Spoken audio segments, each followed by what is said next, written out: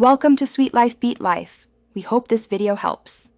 You start by unlocking the Redmi and opening settings. This gets you to system controls. Tap Display or Display and Brightness to access display-related options. Once there, look for Screen Timeout or Sleep. That label varies by MIUI version. You do this because Screen Timeout controls battery life and convenience. Make sure to stay in the main display menu before moving on. If you see adaptive display features, ignore them for now and continue to the timeout setting to make the change.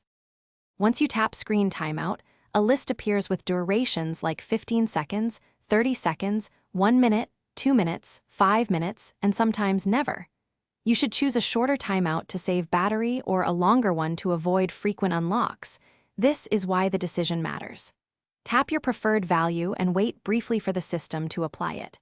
If you need granular control, consider using Battery Saver or display scheduling tools after making your selection to balance convenience and battery life. After selecting a timeout, confirm it by leaving the screen idle until it locks. This proves the setting took effect. If nothing changes, reboot the Redmi to clear temporary glitches. Make sure no apps like video players, reading apps, or one-handed apps are overriding system timeout.